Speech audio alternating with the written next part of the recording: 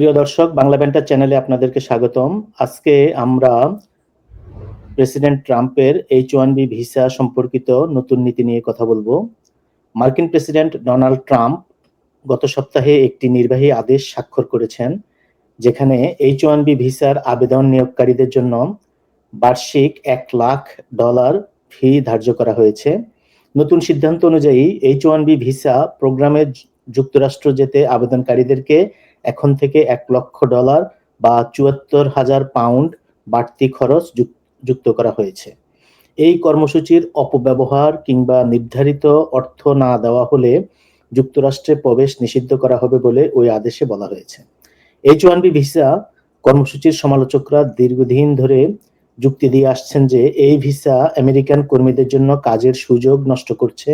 অন্যদিকে billionaire Elon Musk এবং বিবেক রামাস্বামী সহ অনেকেই যারা এই কর্মসূচির পক্ষে, তাদের যুক্তি যে এটি মার্কিন যুক্তরাষ্ট্রকে বিশ্বজুড়ে শীর্ষ প্রতিভাবানদের আকর্ষণ করার সুযোগ তৈরি করে দিচ্ছে। নির্দেশ অনুযায়ী মার্কিন সরকার বলছে যে H-1B পিটিশনস আসবে যারা এখন যুক্তরাষ্ট্রে নেই, তারা নতুন ফি সহ আবেদন করতে হবে।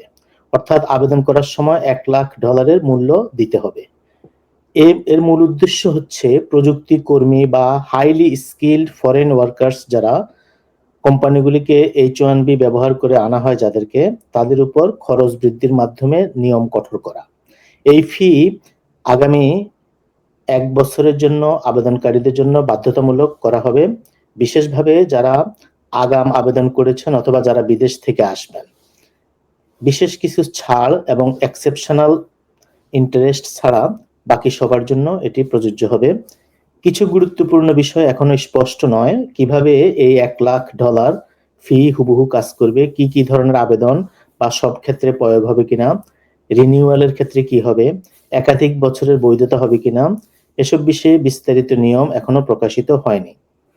বাণিজ্য সচিব হাওয়ার্ড লাটনিক অবশ্য বলেছেন প্রতি বছর $1,00,000 করে দিতে হবে, কিন্তু পরে হোয়াইট হাউস থেকে ক্ল্যারিফিকেশন দেওয়া হয়, যাতে বলা হয় এটি শুধুমাত্র একবারই দিতে হবে এবং সেটা প্রথম আবেদনের সময়।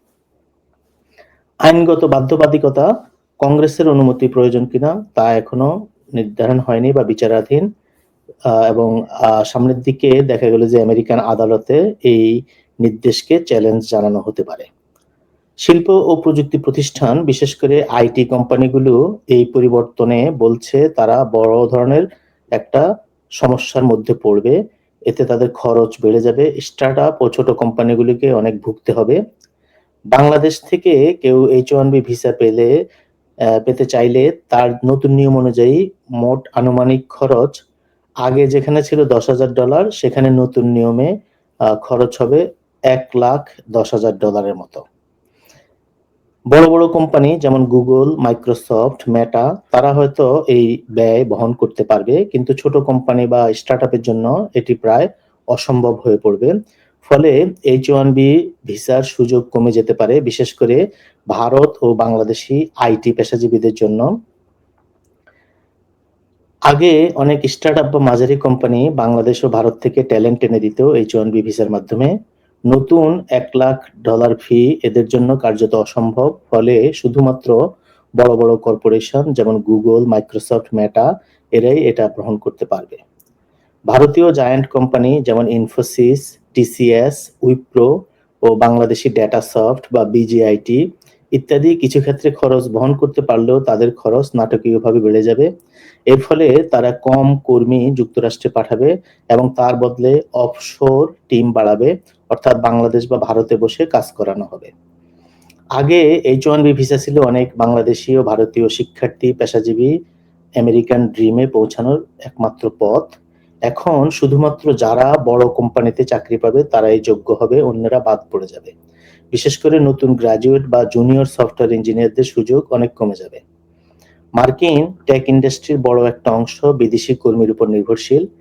যদি নতুন নিয়ম কার্যকর থাকে তাহলে যুক্তরাষ্ট্রে দক্ষ কর্মীর ঘাটতি দেখা দিতে পারে। এতে মার্কিন কোম্পানিগুলো ক্ষতিগ্রস্ত হবে। যেহেতু অনসাইট কর্মী পাঠাতে খরচ বাড়বে, তাই কোম্পানিগুলো বাংলাদেশ, ভারতে রিমোট টিম তৈরি করতে বেশি আগ্রহী হবে। এতে স্থানীয় টেক ইকোসিস্টেম যেমন ঢাকা, বেঙ্গালুরু, হায়দ্রাবাদ বড় হতে পারে। তবে যারা আমেরিকায় স্থায়ী হতে চাইতেন তাদের জন্য এটি খারাপ খবর। সংক্ষেপে বলা যায়, বড় বড় কোম্পানিগুলি এখনো H1B ব্যবহার করবে, কিন্তু সীমিত সংখ্যায়। মাঝারি ও ছোট কোম্পানিগুলি প্রায় পুরোপুরি বাদ পড়বে, এবং বাংলাদেশ ও ভারতীয় কর্মীদের জন্য অনসাইট সুযোগ বাড়বে, অফশোর কাজ বাড়বে, এবং যুক্তরাষ্ট্রের জন্য এতে শর্ট টার্ম স্থানীয় চাকরি বাড়তে পারে, কিন্তু লং টার্মে এতে দক্ষ ট্যালেন্ট ঘাটতি দেখা দিবে। Thank you.